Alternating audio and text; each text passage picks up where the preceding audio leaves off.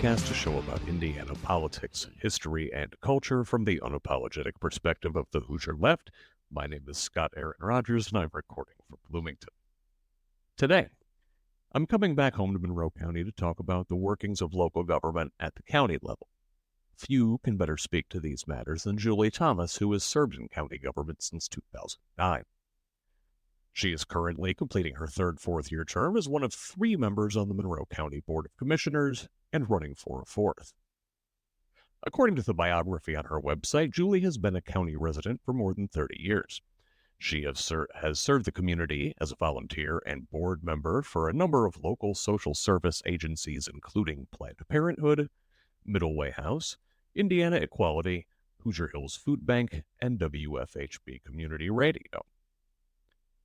She completed her 5th degree, a PhD in Russian history and gender studies at IU Bloomington.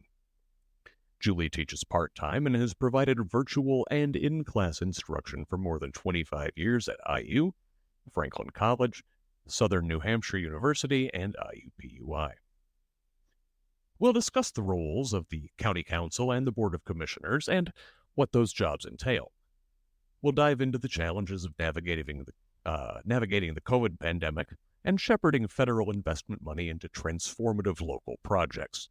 Finally, we talk about a couple of the most contentious issues in Monroe County government: building a new jail and the city of Bloomington attempting to annex large swaths of land. First, I could really use your help. My family suffered a tragic loss earlier this year, and my entire perspective on life changed. I used to be content as a handyman contractor. I could put on my headphones and tune out. The money was okay, and there wasn't much stress. But now that I've known real grief, all of that seems meaningless. And I feel called to make Indiana a better place with less grief, especially the kind inflicted by our lawmakers. So I've been devoting myself to the Who's Left project. My work is dedicated to calling out the Republican supermajority, their financial backers, and others in their network that actively work to make Hoosier lives worse. Those whose policies endanger children through lax gun regulation, bullying of LGBTQ youth, and environmental degradation. I work to highlight these bad actors so we can replace them with more empathetic leadership, and also shine the spotlight on the Hoosier activists, organizations, and elected officials who are doing the hard work to build a more just, equitable, and compassionate Indiana for the next generation of Hoosiers. But I can't do this without you. Perhaps my decision to pursue this full-time was irresponsible, but I feel compelled, almost supernaturally, to keep going. Still, all the passion and conviction in the world doesn't pay the ever-mounting bill. I rely on your financial support from paid subscriptions over at scottaaronrogers.substack.com. For $5 a month or only $50 a year, you can help me push our state in a better direction and help my family in the process. And even if a paid subscription doesn't work for you at this time, you can still help. Subscribe to the free level over on Substack. Set your favorite podcast player to auto-download new episodes of the show. Rate and review the podcast on whatever platform you use. Follow me on social media at facebook.com/who's left. That's HOOSLEFT. I'm also on Blue Sky at the same handle. I'm personally at ScottRog78. That's SCOTTROG78 on Instagram, Threads, and the platform I refuse to call anything other than Twitter. I'm also on Mastodon at ScottRog78 at Hoosier.social. I'm now posting video, too. Full episodes on YouTube and clips on TikTok. The handle on both of those is at Who's Left. But most importantly, pass on the word. Forward the newsletter to 10 people, or you'll be cursed for 7 years. Don't just like, but share on social media. Throw leaflets from a plane. With your investment, a full-time Who's Left looks like new content every day. It looks like full coverage of the 2024 election cycle in Indiana and beyond. And it looks like zooming out to see how the malevolent forces at work in our state function nationally and even globally. Again, it might not be financially prudent, but I do not plan on paywalling any content because I believe in open access to information, and your support helps make that content freely available to all Hoosiers. But I am running out of funds, and I need your investment in order to do this full time. To those who have contributed already, thank you. I appreciate every penny. It means the world to me. And to everybody, thanks for listening. Now here's my interview with Julie Thomas. Julie Thomas, thank you for joining the Who's Left podcast. Welcome. Thank you so much for inviting me. It's great to be here. So you are one of 3 Monroe County commissioners currently. You've held that office since 2013. That was after the 2012 election, correct? That's correct. And then before that, you were on the county council for 1 term? I was. It was a great experience. So for our listeners who maybe don't understand all of the goings-on the local government level, because that stuff does not get nearly enough attention. You know, the news always talks about the national stuff, and maybe you get some state-level stuff out of the Indianapolis news. But, boy, you know, with local journalism being in the state it's kind of hard to find out what's going on in county government. So just what do county councilors and county commissioners do? It's a great question. I'm so glad you asked, because you're right. There are a lot of folks who don't know how county government is structured. And it's structured in such a way that we have to collaborate with one another. We have to work together. And I think it slows things down a bit, but I think it benefits the residents a lot. So we have a lot of elected department heads. The city has a lot of appointed department heads, but we have a lot of elected department heads like assessor and treasurer and surveyor and those kinds of jobs. But the council is in charge of the finances. They are in charge of determining salaries for most positions. Some are structured by state statute and the state sets those salaries, but they maintain the budget and determine bonds and taxing fees, things like that.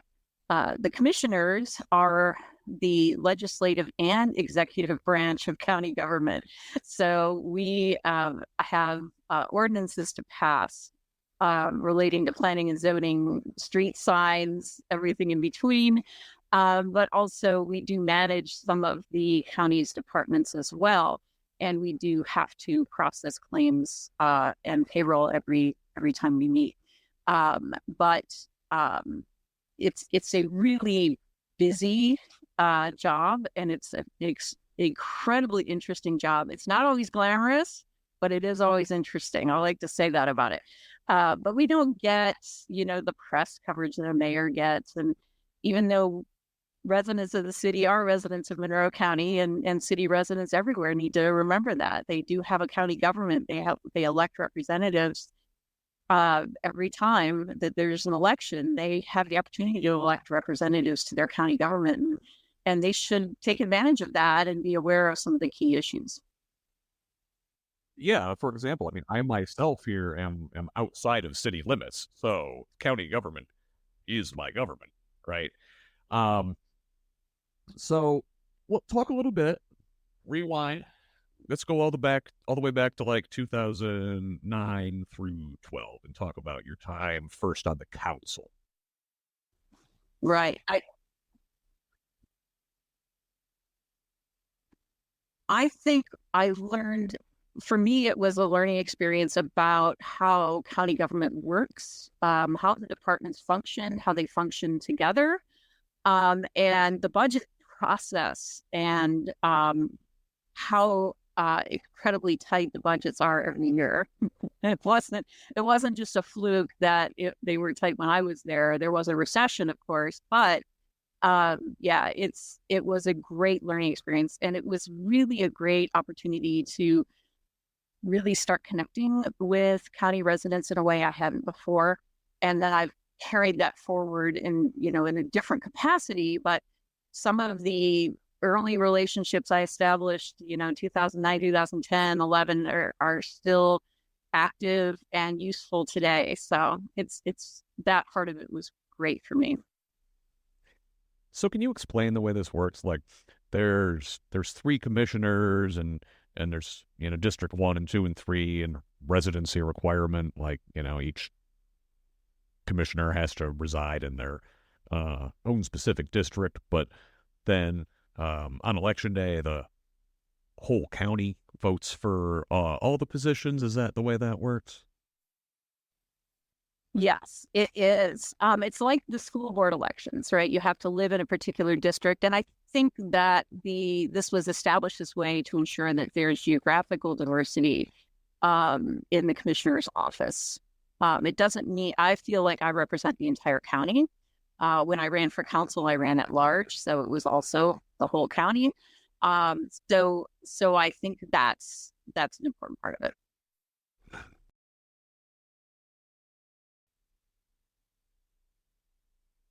So tell us a little bit about your time um, as a commissioner. What are some of the highlights, big issues you've had to tackle during your time there?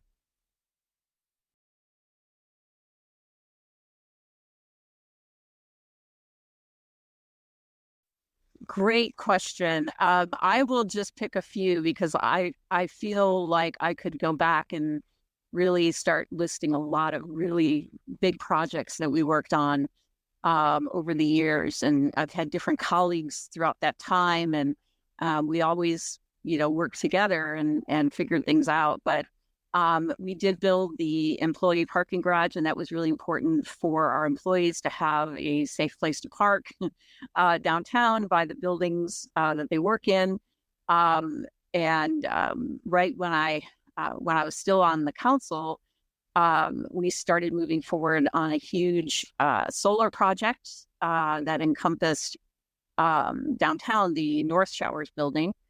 We also I worked on that when I was on the council, the actual purchase of the building. So that was kind of fun to see that transition. But so that's been a great project. When we heard from township trustees about concerns with their budget relating to fire and fire protection, they asked us to look at doing a fire protection district. Now, in other counties, the county commissioners went in and said, hey, you are now in a fire protection district, which is a separately governed tax unit.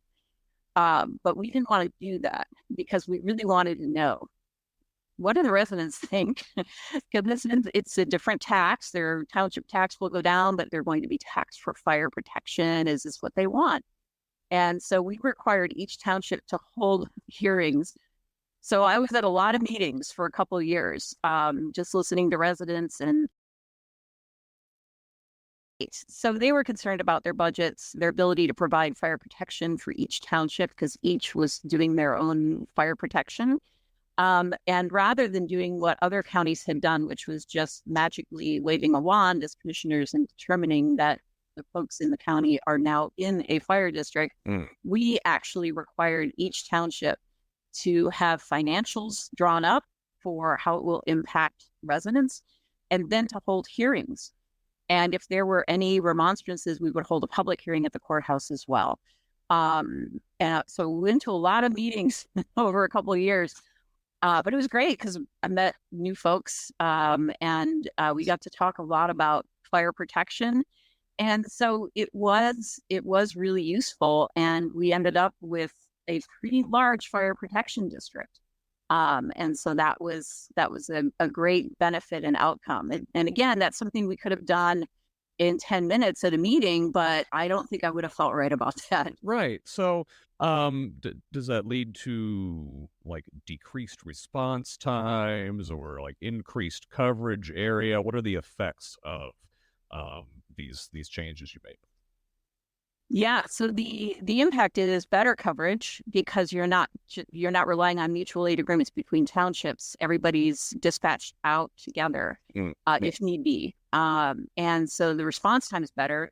It they are I loved those volunteer firefighters. They were great, but now we actually have firefighters on staff um, who who this is their profession. So I think the service is even better than it was before. And again, can't thank those volunteers enough because they really carried their communities through a lot. Absolutely. But it's different when you have professional staff. So that's been a great outcome. And once we received some American Rescue Plan Act dollars, we utilized that to help our fire district buy ambulances.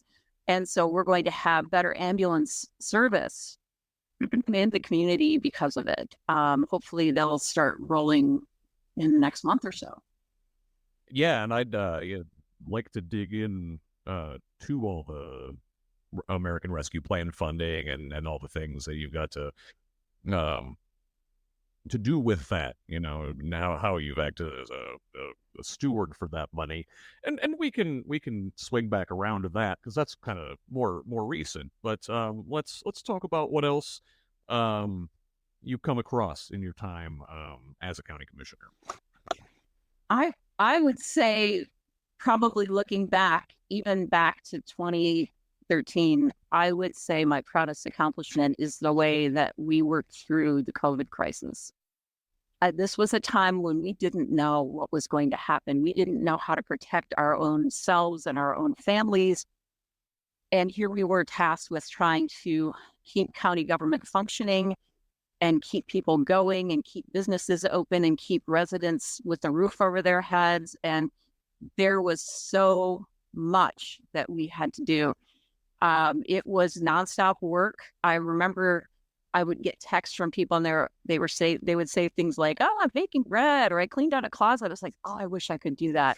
Yeah, but we were really literally working Yeah. 7 days a week, many hours a day to make this happen, to help protect our residents. And anytime we wanted to open a testing site, we'd have to investigate and work with the state. And then when the vaccines came, I became a medical reserve corps volunteer, so I could help with the vaccine distribution. I mean, there was so much to do, but I think for me, getting our employees through, getting our small businesses through, getting our residents through was super important. And we used CARES Act money, and we used that to provide grants rather than loans, as the city did, to small businesses, a couple of social service agencies. And we made sure that residents, through their township trustees, and thank goodness for our township trustees, they helped administer CARES funding for residents in need, people who are struggling to pay a bill, a utility bill, rent, anything because of COVID. So that money went to great use and it really helped keep people going. We helped some catering companies and a dog walking service and all kinds of photographers and all kinds of folks outside the city who were at risk of losing their businesses because of COVID, because of the decreased demand. But, you have to remember how uncertain those times were. Yeah. Because, we look back at it, we remember sort of the end of it or when things kind of realigned. But, there were runs on stores and who's an essential worker and who can, there were a lot of questions. And of course, there was a lot of grief in our community. But, we have great staff at the county, and they really, especially our technical services department, made sure everybody had laptops and we got on Zoom and we just kept going. But I think one of the many calls that were difficult for me was at one point I did have to connect between the airport manager and our coroner because we didn't know what was going to happen. I mean, we were seeing the news stories of semi truck trailers parked in New York City. I mean, was that going to be our fate? And this is very early on, but I had to make sure that we had a hangar available to park a truck if we had that many cadavers. Yeah. And that's a really hard thing to do. Sorry, as a county commissioner, that's a hard thing to have to make a call about, because these are our friends and neighbors, and I'd rather protect them than to figure out a way to manage cadavers. So it was a tough time. Yeah, that's scary stuff. And it's kind of stuff that flies under the radar and people don't think about, that just makes our community run even under the most trying circumstances. Yeah. And I will say that one of the things we did is we ended up having a once weekly press conference for folks who were really concerned about what was going on in the community regarding testing and vaccines, and when are they coming, and how are we going to mandate masks or not, and how are we going to keep people safe in restaurants and bars, because this is a college town. Yeah. So we ended up having a weekly press conference, and that was really useful. But during the week, we had regular meetings with the city, the hospital, our public health department, our legal staff, and we met multiple times a week to work through potential problems and find solutions as quickly as we could together. We made sure that we hired security, not to give people tickets for not wearing a mask, but to ensure that bars and restaurants found the best way to keep patrons safe. If they were open, how could they do it? How could they, form a line here? No wait, no table service, whatever it might be. So, safety glass, all of that stuff. So, there were a lot of little details, but also a lot of big things. We got a lot of grief for the mask mandate, but we also heard from scientists who said you really need to do this, and we did. And I believe like COVID spread rates and case numbers and deaths per capita in Monroe County were a lot better than in a lot of other parts of the state. I believe so, and I'm glad of that, but I'm sad for the other counties. Yeah, it stinks for them, and you got to think that has a lot to do with politics, and that's just really, really unfortunate that health becomes politicized. So besides COVID, which that's a hopefully once in a lifetime kind of occasion, what else are your big highlights from your term so far? I also think, especially more recently, the American Rescue Plan Act allocations, that's kind of related to COVID, but well, sure, everything's related to COVID now. Into that, because that's, again, that's another one of those, once in a lifetime kind of opportunities to get all this federal funding pumped into the community. And I imagine everybody wants peace, and it's got to be difficult to decide where that stuff goes responsibly. So what have we done with those ARPA funds? Yeah. Well, I won't go into the nitty-gritty of dollar amounts, but I will say that we have done a lot to support the provision of childcare. We have done a great deal to support the provision of housing and shelter. We have a huge grant that went to Beacon for their new projects, so that's exciting. We're working on a second Habitat for Humanity project. The first one we helped with infrastructure at Osage Place. And the ones that I have been most involved with were probably Osage Place. And, the fun part is you get to go, and I went out and volunteered with Elkville. It was really neat. So, there's a lot of that happens too. So we did fund a lot of food programming because this has been an ongoing need in our community. Um, Hoosier Hills Food Bank started Fresh Food Fridays during COVID. And a couple of us were out there every Friday in the hot, hot sun and the cold, cold winter, putting groceries in people's trunks on Fridays. Now, last summer it was once a month they did it. So, but I've been volunteering there ever since. Not as much as I'd like to, but some, and it's been really eye opening when you see retired veterans in line with their grandchild in the car trying to get food for themselves and a neighbor. And you see families who are really struggling to make ends meet. It's very eye opening. So we did some of the food security issues, the ambulances for the fire protection district, and rural housing repairs one I'm really proud of. I worked on this one a lot, and the idea is that, we talk about housing and affordability, but there are a lot of people who are on a fixed income in their homes who are struggling to make basic repairs, like a roof repair or a floor or an HVAC or something like that. And,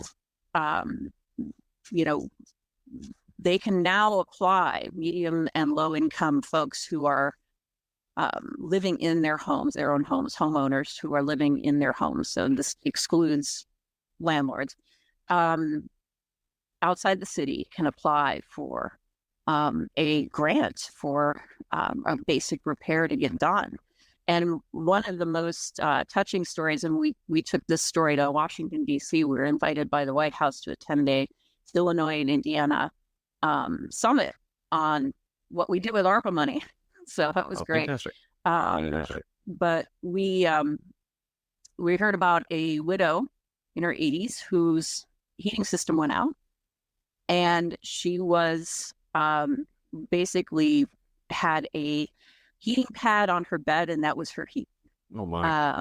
And it was getting into winter. It was, I think, November.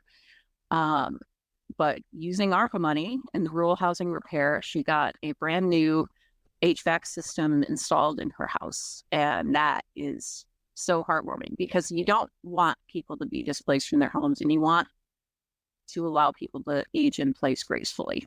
And so that was a really good thing. So we also did a lot of paving projects and that kind of infrastructure thing that is, once in a generation opportunity to get things done. We paved more than 50 miles of road for the first time ever in Monroe County, which is a lot. And we also have a $1.1 million solar project going in as we speak at the remainder of our county buildings. So those are not just solar panels, but you'll notice that North Showers building, that parking lot that we have there, there's going to be some covered parking. It's going to look a lot like what the city has on the south side of Showers. We're going to do batteries, and we're going to do plug-in stations there, and then all over our highway garage area, and then adding some more to our parking garage on Morton.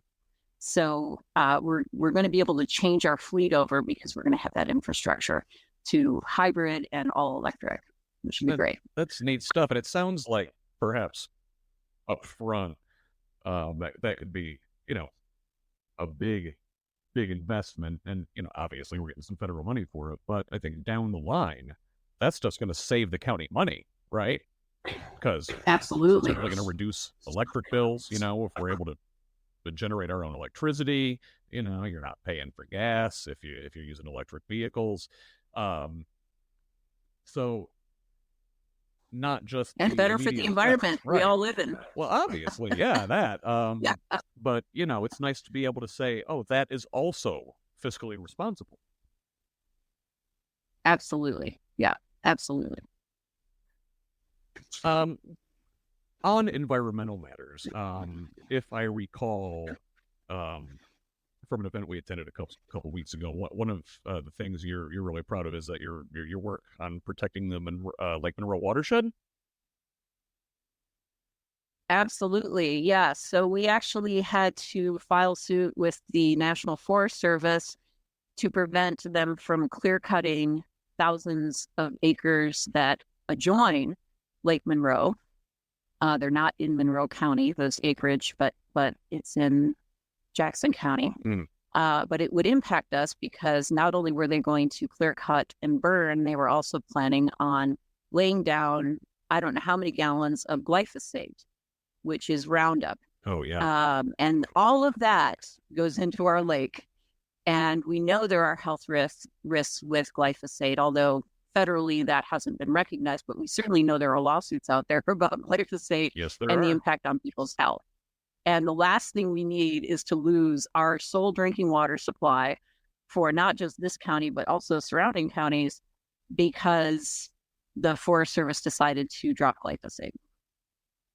That's wow, that's scary, and it makes you wonder about, like what else goes into our water supply, or if they're doing this in around other It's bodies of water, and other communities are stuck with a contaminated water supply. It's scary stuff. absolutely. So let's shift to your current campaign, kind of the current goings on in Monroe County, and the handful of kind of big projects that are on the table and are sort of the point of contention in county government. Um, we're trying to build a new jail. I understand. There are disagreements over where to put it, whether it should be moved at all, whether it should stay downtown. So, if you would maybe summarize where we stand on that, and then where you come down particularly. Yeah, no, it's a huge question for a lot of folks. And I was probably the last person in county government to move off the fact that we can't remodel the current jail to make it work. I was dragging my heels as much as I could, but I have come to understand that there's no way, sadly, that we can accommodate the programming we need and have a constitutional, humane jail. And we were required to have a jail, so let's not even go on that question. I would love a world where we didn't need them and we didn't have them, Sure. but we don't live there. And I wish we did. And I'd like to get as close to that as possible by providing programming so people don't ever even get involved in the criminal justice system at all. But we're not there yet, but we're going to get there if I can help it. But we have one of the things that happened is we had an initial meeting with our contractor, designer, engineer firm DLZ, and we said, look, give us a list of all these possible locations where we could have a jail, and tell us the pros and cons, and let's make a list. And we worked with the council on this as well, because obviously they have to fund it. We have to build it. They have to fund it. The sheriff has to use it. The judges have to use it. We have to work together. This is one of those quirks of the way county government set up. And, and we looked at, hey, we've got property downtown across the street from the convention center. It is not big enough. We cannot have a multi-floor jail. It's a security risk. It's a very expensive facility to maintain. We have a multi-floor jail now. It's horrible. We cannot do this again. Nobody does multi-floor jails. This is just, we don't do that. So that space is too small for a jail. Okay. So we had conversations with the city about the Hopewell property. It wouldn't be co-located, but Hopewell would be close to downtown, and it's kind of an apt name for this. But the city was far along in their development plans. They have a plan for housing. I get it. They weren't interested. Okay. So then we went to Fullerton Pike on the very south side of the very edge of the city on the south. So it's Fullerton Pike and 69 because there's some property available there. We could make it work. There were some problems with, there were some issues with the land, but we'd work around them and it might work out well. Took it to the city and they said no, because it's zoned as an employment area and moving employment is not new employment. They want new employment there. So we were told no. Then we looked at Thompson. Now, Thompson is owned by the county, huge, acreage there, Rogers and Patterson area. Then this is the old RCA complex, correct? That's it. Yes. So we really started looking at that. Now, one of the things we did is we had some neighborhood meetings. This is in Broadview neighborhood. And so we had neighborhood meetings and people were really worried and upset and concerned.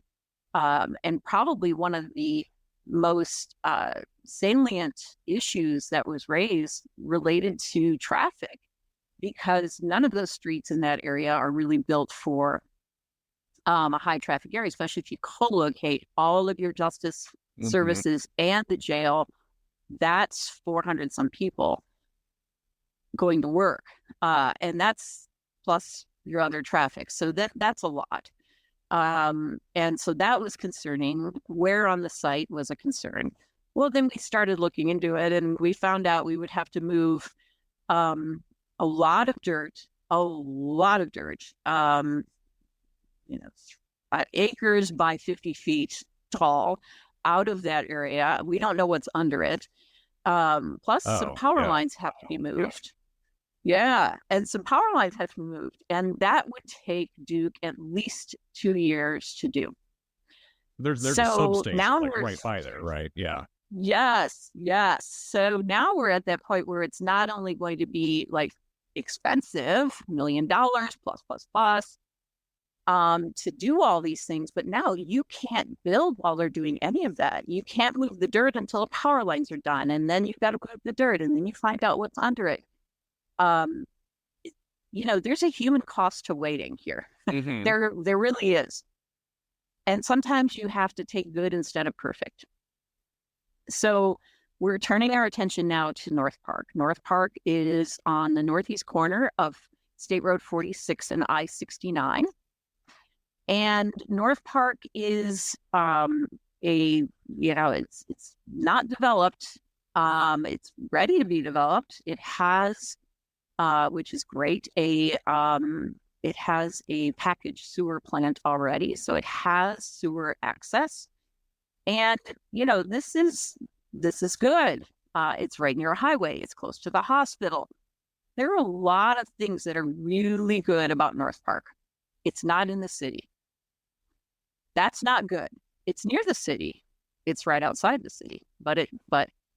So there are concerns about transportation, and I think this is one of those things that we can overcome. We can make sure that people have access. But if we have to operate our own shuttle service, then we'll figure out how to do it. But I actually think that we could work with Bloomington Transit, do a park and ride facility to help them out, but then also get them out there. They have contracts with apartments, to provide service. So we could just become a contract for them.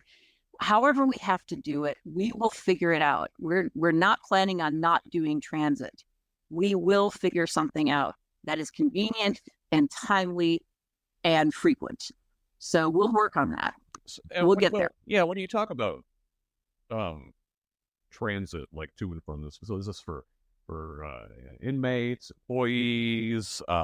Is there like a parole and substance treatment sort of component here? Like what's what we're really talking about? Yeah, it could be employees who are coming to work. Typically it would not be inmates, but we may have to work through an Uber Lyft service for release times and things like that, which we could do, and get folks to services. If they need to go to Beacon right after, we can get them to Beacon. That's not expensive. That's doable. But it's a lot of it's people who need to use the courts for, a proceeding, a small claims, a divorce, a criminal trial, whatever it might be. Yeah. We need to make sure that people can get access to the courts. Now, if you live in the county, you have to figure out how to get access to the courts in the city anyway. Sure. But we're doing it kind of the other way. But I think it's totally doable. I think the cost savings of this new facility, because it will save us money with the additional space and the appropriate layout.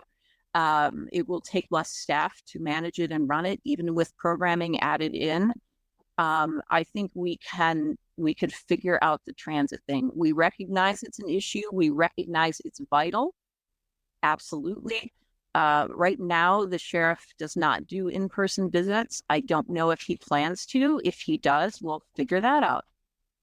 It'll happen if this is the choice. And again, we're investigating because we have to do geotechnical surveys. Mm-hmm. Those are getting ordered. We're waiting on some appraisals. So we have a few more steps before we get to that point where we say this is the site. But it's taken a lot to get here. But the methodical way we've approached it, I think, has been very appropriate. We've looked at the city. We've tried a few things. We've done our due diligence. We've done our research, and we really feel at this point that waiting is a bad idea for Thompson to become viable. And I think that North Park looks really good. It looks really good. I've always kind of liked the North Park site because it is pretty much open land, and it's not going to be right up against an existing, dense neighborhood. Yeah, and the rest of the commissioners kind of on board, thinking along the same lines you are here. Yeah. We issued a statement about that a few weeks ago, just to be clear, just to make sure the council knew where we were at. That we'd really like to move forward with North Park at this point for investigation, and let's see what pans. I mean, I don't know what's going to happen, but you can't investigate everything all at once. You really do have to do it step by step. And to me, this is a really good site because it is so darn close to the city, and it does provide all those other things we're looking for: highway access and a really good roadway. I mean, it's 4-lane roadway each, on 46 and on, Hunter Valley, formerly Curry, and then I-69's right there, and the hospitals across the highway and down, the bypass a bit. It really checks off a lot of those boxes. And either way, it looks like we're a ways before any shovels go in the ground. Yes. Okay. Yes. Not that far, but certainly it wouldn't be until 2025, because if the site is ideal, then they start the design work pretty quickly, and then we move forward at that point. But so it'd probably be if all goes well, which you never know, it might. If all goes well, we could be spring, summer 2025 starting to build. Okay, so that's only a year after this. That's no time aggressive. At all possible. Yes. I know. In county time, that's quick. Yeah. Well, then the other big county city kind of co-venture is the convention center. And my understanding is that we've sort of outgrown our current space. Is that what's going on? Yes. So our convention center, it's Monroe County's convention center in the city of Bloomington, is getting request after request for much bigger meetings than it can hold because the hall space is limited. We have property down there. The city now has property down there. This is a co-venture. It was difficult because it started just before COVID, when we started talking about how are we going to do this? How are we going to build? Who decides what? And then COVID obviously was by far the most important thing to it. Nobody's going to have a convention until we deal with COVID. Right. So that put things on hold for a bit. And I will say that there was a bit of, back and forth about who decides what and who makes this decision. And it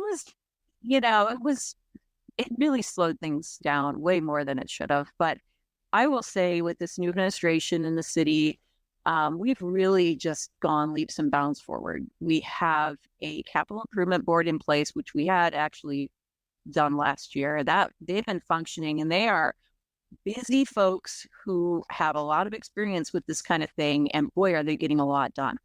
So things are moving ahead very quickly, and I'm really grateful for their work because this is not a paid position.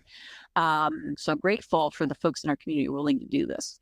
And we're down to one memorandum of understanding, and boy, that seemed to hold things up quite a bit. Not a vital thing at that moment. So the CIB was still meeting. They didn't stop working. But we just had to hammer out one last detail, and guess what? It's done. After January, it got done. So I don't think we have much more to do with this until the city comes back with their proposal for how much they want to bond in order to pay for the convention center based on the food and beverage tax. And when they do that, the Food and Beverage Tax Advisory Commission will hear it and make a decision. There are restaurateurs on the board, a member of the commissioners, a member of the county council, city council, mayor, and then some restaurateurs who make that decision. So I don't think it's going to be a lot of hand wringing for that one, but we have to go through the motions and the formality of it all. And this is purely an expansion we're dealing with, or are we rebuilding a whole new facility, or what's in the works? Yeah, it's a great question. Well, we actually put some ARPA money into the convention center too, because it needed a few things upgraded badly. So we put in more than $1 million into updating the convention center a bit just to get them through until the renovation and expansion takes place. It will be expanded. It will be renovated. It will look brand spanking new. There will probably be a hotel or two added downtown as well. But there's lots of space. They could go north. They could go east. They have space either direction, which is really nice. I mean, it's pretty unusual, but I think just we've been thinking ahead all this time, and when those lots came available, the county made sure that we bought them. Okay. So, and just for everybody, why is it so important that we expand this convention center? This, I assume, is going to bring lots of economic activity to the community, potentially. Yes. And here again, I was also probably one of the last to the bandwagon of let's expand the convention center, because my feeling was initially, let me explain how I got to where I am today. I'm a bit protean about these things, but initially I thought, well, these are a bunch of service jobs, and that's not great economic development. So where's the economic development? And we've got businesses downtown, they will benefit, bars and restaurants, but then a developer came in and bought a bunch of them up, and now they're under one restaurant group. So really, it's not a lot of people who are going to be benefiting. It's a few people who are going to be benefiting. And yeah, there were some questions, clearly, but I've also had the opportunity to look at some of the ways that small businesses in our community really benefit when there is a more active convention center. Everything from catering and photography to hairdressers and you name it. It is pretty amazing the reach that a convention center has into really bolstering small businesses in our community, and really they're the lifeblood of our country and our community. So I'm all for that. So I'm on board, and even if I wasn't, I'm outvoted, and that's okay. So let's make it the darn best thing we can. Absolutely. So speaking of things expanding, like the convention center, the city itself was also looking to expand through annexation. For the record, I would have been affected by that. I am outside of city limits and in one of the annexation areas. don't have a dog in the fight either way. Well, you But would. but you and Penny Githens were vehemently anti-annexation. Do you want to explain that position and why it would have been bad for county residents, you think? Yeah. So here's the thing. I went into this a bit torn because when it was first announced in 2017, by the way, we got it by a fax. How many things are sent by fax even in 2017? But that's how we received the annexation information.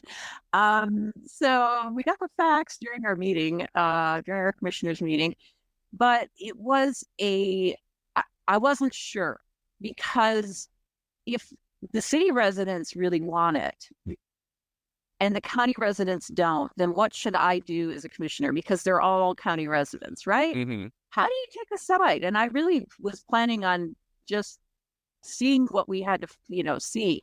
What is the fiscal impact going to be on the county? Because there will be one. Local income tax probably being the biggest part of it. So if you live in the city, if you're a city resident, your income tax dollars go to the city. If you live outside the city, they go to the county. If you live in Ellisville, they go to Ellisville. So this was important fiscally. But as we're investigating this, I heard from so many residents of the county, including people in the city, who did not want this annexation to happen. People who were concerned about police protection already being compromised after COVID, getting enough officers and, sidewalks that have been planned not being done within the city already. So how can they promise services outside the city? And the other thing is, this is a huge amount of land and turf that the city wanted to annex. It was going to increase the size of the city by more than 50%, I believe. It's a staggering amount. It's a staggering amount of land. And so I was voicing those concerns, trying to talk to the mayor and city council and trying to get this, stopped or pared down or something had to give. And clearly that would have had a huge impact on the county's bottom line. So much of what the county does impacts residents wherever they live. We still have to collect the taxes. We still have to survey. There are things that we do, assessor, treasurer, auditor, commissioners, council. There are things we do for the whole county. So how are we going to provide the same service people are used to with less money? That's going to be a problem. We had, again, found out that there was a financial plan done as per state statute by the city. But looking at it, we thought, is this true? Is this accurate? So we hired, with the help of the council, we hired a financial firm to look at the impact of annexation. And we found that the impact on individual residents was pretty severe. And so we got that information out there. We held a number of listening sessions, provided the data, a different version of financial data on what is the impact of annexation going to be. And it comes down to that, once again, that human cost. Individuals who are on a fixed income who could not afford to add city taxes into what they already owe for their other taxes, and they're on a fixed income. They can't just magic up extra money. And for a lot of residents, this was going to be, 40 to 70% increase in their property tax bill. That can be impactful. So we provided folks with that data. We in fact put something on our website so they could enter their information from their current tax bill and see what their new tax bill might be. So they would have a better sense, an informed idea about what the cost of this would be. They would get things like trash service, but is it worth that money? They would get, what else would they get? And so we really are focused on trying to make sure that people are aware and educated about these things. I joined the board of directors of CRAE, which is County Residents Against Annexation. And as a 501c3, we're not political. Our goal is educating people to make sure they knew how to do a remonstrance petition and what the costs were first. And then we got through that process, and now it's in the courts. So we have all been deposed, and we're going to court. And we're going to do everything we can to try to protect the residents of Monroe County. There's a cost for city residents to annexation. It's not free. It is not free. There is going to be a huge amount of bonding that would have had to happen to pay for additional services. And, one of the American Rescue Plan Act projects we're working on right now, it's a new one, and it's a sort of a public-private cooperative effort between a developer and Habitat for Humanity. And we said, hey, there's 70 plus units here. We're going to need sewer service, and it's outside the city. We're going to need sewer service. And we were told, we're still looking into this, but we were told we don't have sewer capacity. So how would they have sewer capacity for all of these other places that they were trying to annex? And so we have a lot of questions. We have a lot of questions. Yeah. Well, yeah. I know in my particular case, we are on city water. And so we there was a clause when we bought the house, if the city ever does annex, like, you're already getting the city's services, so you can't fight it, which, again, we knew that going in. And the thing that really bothered me about it is that the state didn't let us just deal with it locally here. And the Republicans at the State House said, no, Bloomington, you cannot do this. Okay, right. If Bloomington doesn't want to do this, we don't want to do this. Fine, but that shouldn't be their call.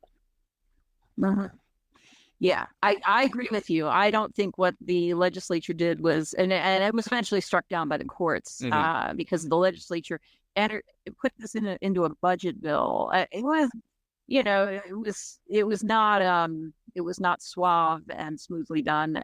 It was kind of ham-handed, and it was not done artfully. And certainly, I've run into other things where the state's trying to control what happens locally, and I find all of it difficult to deal with. But I think there's only 3 states in the country that allow involuntary annexation, which is what this was. And I really would like instead for the legislature just to make it voluntary, because folks can pick then, instead of the other way around where they have to fight. They can actually join willingly or not be part of it, rather than having to fight and feel like they're being attacked. I think there's just it's just a bad feeling to have to fight somebody who's trying to annex you. Sure. So, as we work our way toward the end of our time here, I want to talk about just the uniparty situation we have here in Monroe County. Like, pretty much every elected official we have is a Democrat. So any differences on things like annexation or where the jail should be put or the convention center, those are all like intra-party squabbles, and they're not everybody is on board with the same thing, right? So you've got a primary opponent coming up here in May. What differentiates you from Pete Iverson, and why should the people of Monroe County send you back to the county commissioner's office instead of bringing in the new guy? I'm just going to talk about me because that's what I know best. And but I am I see myself as a public servant. And again, this is a job that you can't prepare for, but boy, once you're in it, you either love it or hate it. And I love this job. It's really, really an honor to work for the residents of Monroe County every day. And I would love to keep doing that. And And one of the things I have as my tagline is tested, trusted, and a demonstrated commitment to Monroe County. And clearly the tested part has to do with COVID. Mm-hmm. That's something that, boy, you just don't know what you're dealing with day to day. That was definitely a testing time. But one of the things I would say is if I were done, I would know it and I wouldn't run. There are things we are working on that are exciting. One of the things I pride myself is on innovation. The rural housing repair and the ambulance service, coming up with these programs and seeing them through. We have to get this jail done. And we have a lot of other fish to fry in our community as well, protecting our drinking water supply among them. But the other thing that I've always run on is environmental stewardship. I want to see through this fight with the Hoosier National Forest. I want to protect our lake, and I want to find a way to work with the counties surrounding the lake to bring them all to the table so that we can do a better job. Now, some things are out of our control. This is an Army Corps of Engineers lake. You've got the National Forest Service there. So there are things that we can't control. But perhaps we can do a better job together, taking care of the watershed, which means, what kind of fertilizers are we using, and can we help people get their septics reinstalled, repaired, emptied, whatever they need to help protect our lake as well. So that's part of it too. And I also always talk, and I've done this since I ran for council, I talk about engaging with county residents. And I think back to some of the things that we've been able to do because we listen to residents. We think about Thompson site. That was like, oh, we heard the residents. We know this is a real issue with traffic. There were other issues raised too, but this is a big one in the environment as well. Yep, we heard you. But we can think about ways that we've really adapted, brought in new programs because we listened to residents. So the Fullerton Pike, I fought I-69. Clearly, that was a loss on my books, but with I-69, oh, guess what? Now we have to have Fullerton Pike, and Fullerton Pike actually doesn't it crosses at the highway, and then it's further east. You can find it, but there's no road there. We're going to need a massive bridge and all of this work done. In the process of this, a 5-lane road was proposed. The residents in Bachelor Heights area, Bachelor School area, were so upset because they're not used to having that kind of a roadway. We heard them. That roadway shrunk from 5 lanes to 3 because of them. And then when we actually built the first roundabout in Monroe County there, went back to those residents. We called them back and said, come on and help us design this roundabout. And they did. And they did a great job. Take a look at that roundabout sometime. It's great. I drive on that roundabout multiple times a day, and it does look very good. I can attest. Yeah, it's beautiful. It's beautiful. And they did a great job. But that's why it's so important to continue to push for engaging county residents. We do office hours every month. We each host 2 office hours every month, so 6 hours for different times of days and different days of the week. And our current push right now is to make sure that everybody who the FCC thinks has internet access and is sufficiently fast joins the broadband challenge up through April 14th. It's a very short time span. Thank you, Indiana, to get people to check the speed of their internet. So you'll be seeing postcards in mailboxes, and we've got press releases out. We're doing everything we can to notify residents, and we're there to help them make sure that they can do this test, the speed test, to make sure that this will work for them. We want to make sure everybody in Monroe County has internet. Now, if you go on the FCC website, we have linked. Go to co.monroe.in.us/broadband, and you can find that FCC map. And if you are a red dot, that means that the FCC already knows you don't have internet. You don't have to do a thing. Now the state's going to reverse auction your address off to an internet service provider, and they will be required to provide service within a few years. Now, clearly, that's not very fast for some of us, but it's better than what we have now, which is internet service providers throughout our community who continue to say, no, we're not going to provide that. Nope. We offer money. Nope. We're not going to do it. Now they're going to do it because they're going to get paid to do it. And that's from the federal program, the BEAD program. So this is an important one. Yeah. I mean, broadband is at this point a necessity. You know, it's almost as much as water or electricity, something you need to have to function in modern society. So. Absolutely. It's about education, workplace, social connection, especially for older folks or folks who are disabled or homebound for some reason. It is about that social connection. It is about health appointments and telehealth. It is the electric lines of today. Is get that fiber in there. So let's hope that we have some good participation so we can find out where the FCC is wrong. So only those folks who the FCC thinks has service are going to get that postcard. Everyone else, we already know, and the state knows, and we're good. Very nice. So, Julie, bring us home here. If the people want to find out more about you or your campaign, how they can donate or volunteer, where should they go? Best place to get in touch with me is Thomas for MonroeCounty.org. Thomas for FOR MonroeCounty.org. All one word. They can also call me. I put my personal cell number out on the county website, and everywhere I go, it's on my walk hard literature. Call me. If you have a question, call me. 812-345-0707. Very nice. Julie Thomas, thank you so much for joining the Who's Left podcast. I appreciate your time. Thank you so much for the invitation. It was wonderful. The time went by quick. I appreciate it.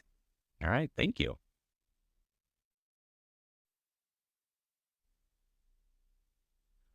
Once again, that was Monroe County Commissioner Julie Thomas.